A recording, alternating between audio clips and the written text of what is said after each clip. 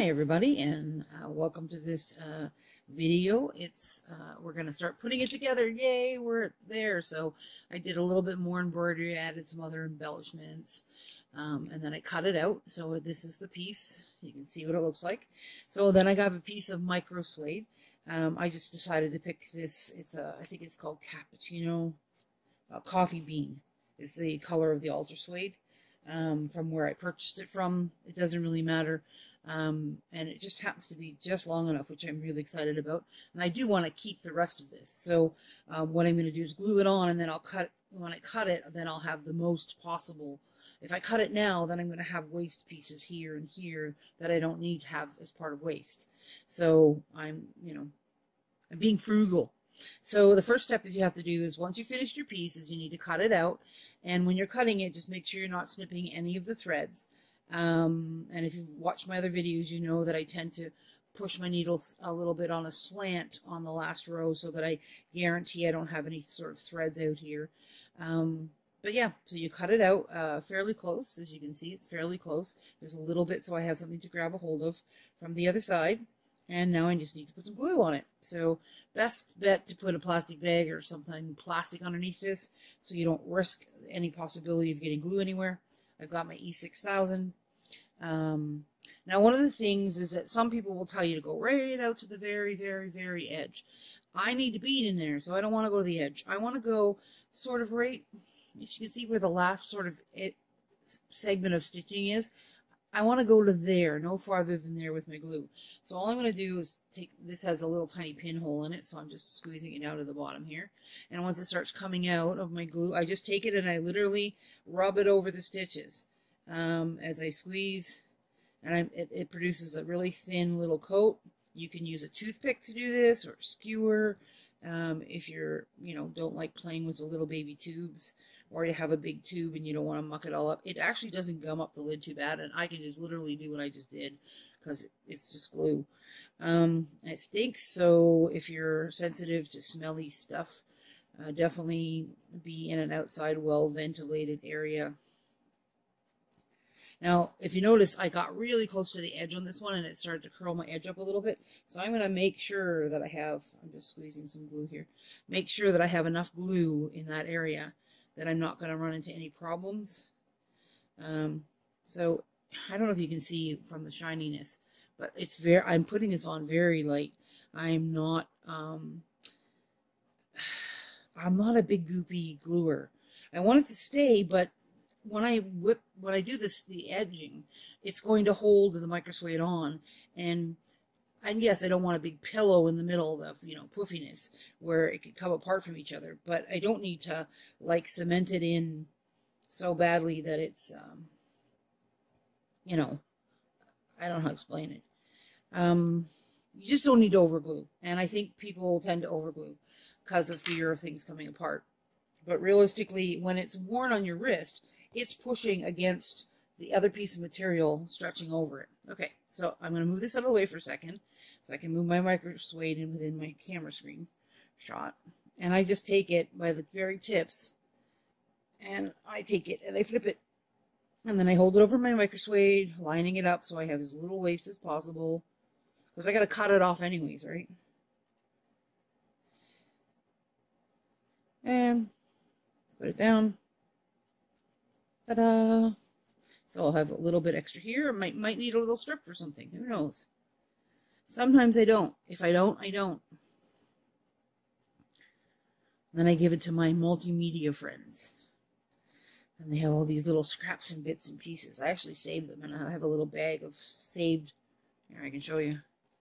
There's my Lacy stiff stuff and my string ends. I keep everything for them, and they love them. For scrapbookers, love them. So yeah, so that's all I do. Now I have to let it dry, and once it dries, I'm going to cut it out. I make my micro suede slightly bigger than my other piece, my backing piece. I want to see more of it when I come around, because it's going to sort of almost roll a little bit towards the front, and that gives you this beautiful finish. So let it dry for an hour, at least overnight if you can, and then come back with it cut out, and we'll start our edging. Woo! Okay, everything is glued and dried, and we're ready to start our clean edge.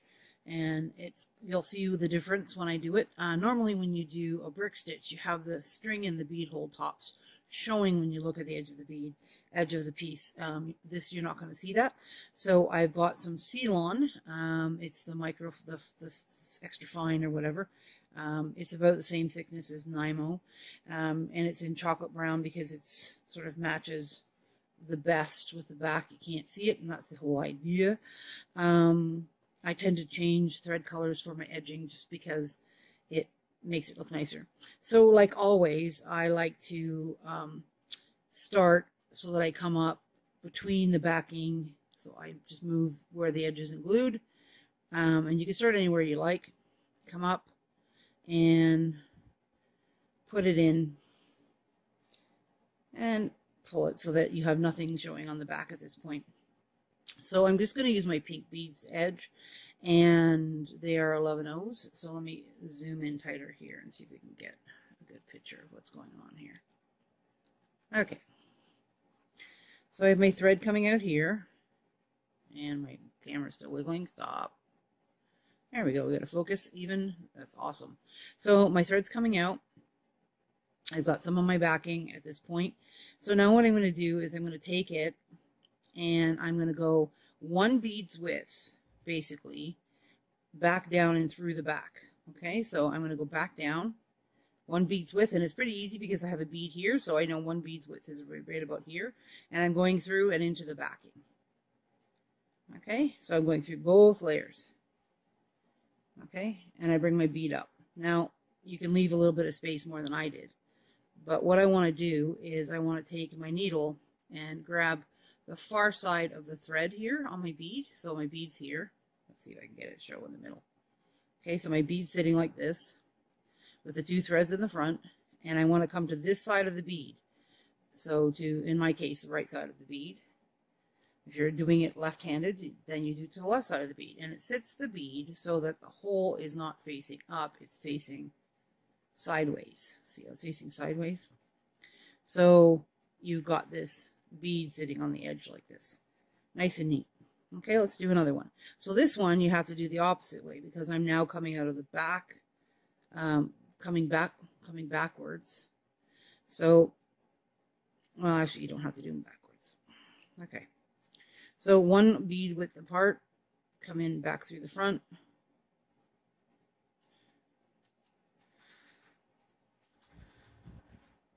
And again, I want to catch the thread on this side of the bead and pull and lay it up beside each other. So they lay right beside each other. See? Now I can pull it towards the front a little bit, and as you can see the stitching on the back a little bit. As I go, you'll see more stitching, but that's basically what you're going to do. I'll do it one more so you can see how it's done, and then I'll come back and show you how to finish it when you get to the end. So I've got my thread. I'm going to hold my thread out of the way. I'm going to go 1 bead's distance from the other one. And I don't want to get myself tangled around the thread, so I'm moving my finger out of the way, pulling it through, and then I'm going to come up beside the bead on this side. So instead of coming up through the bead like you do a brick stitch, you're coming up in the thread beside the bead. Okay, and so then you get this lovely, neat row. Now you can do this when you do, if you want to do the brick stitch edging with a 3rd bead, so you have the bead, then you can put a bead in between each bead and you still get the same kind of effect.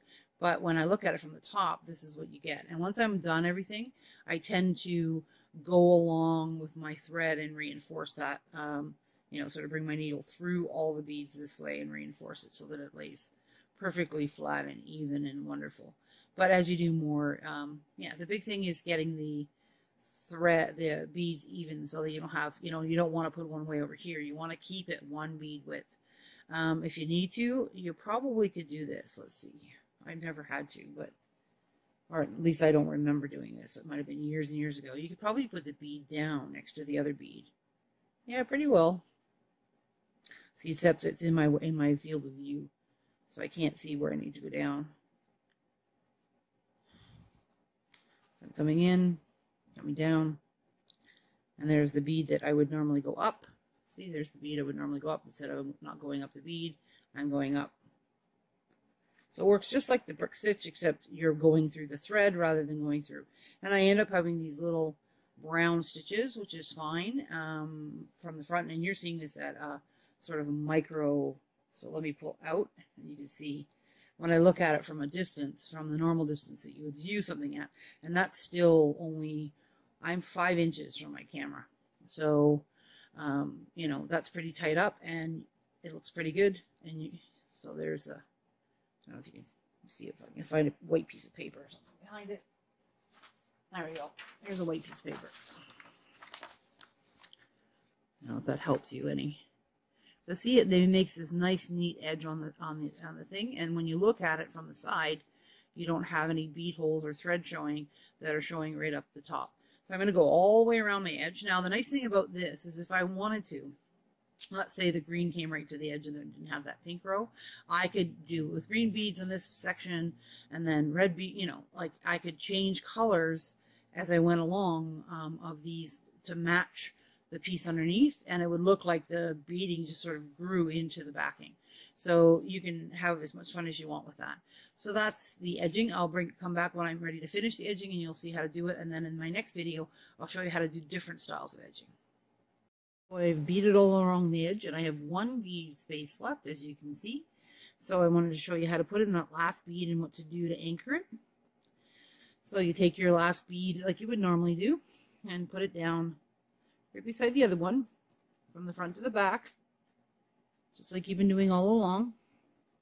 I'm pulling, and then I usually just get up my needle under the bead. It's the wrong side, but that's okay. We'll get it to the right side in a second. So if it's the wrong side, you just take it and flip it over, and it'll go to the right side. Okay, maybe not. This one's being stubborn. Of course, I've done like, I don't know how many hundreds here. No, we're good. Okay, so then you go through the next bead. You actually go through the bead itself. And then I want you to go back down again, just like if you were doing this stitch again for a second time. And this time, you're just securing the thread. So it's making like a knot. Okay, and then you can travel down through a couple more beads. And you can do the same thing again. You can come back through the back. And then you can put your needle through and secure it down. Okay, so that's how you do it.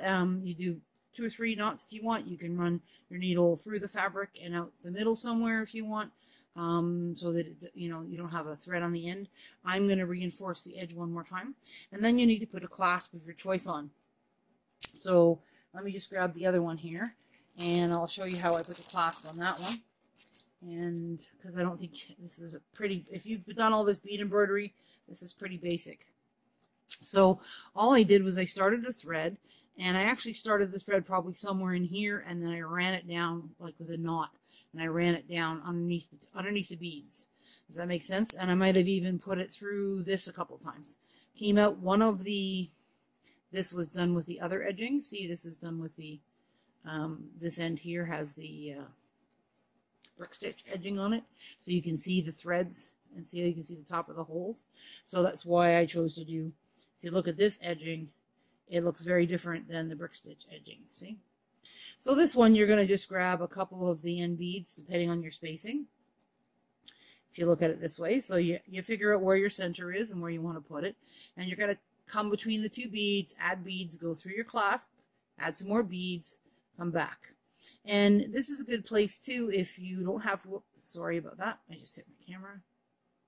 If you don't have enough spacing, if you need another 1/4 of an inch or something like that, you could actually, bring the string of beads out and put a bigger gemstone on here, and then more beads, and then add your clasp.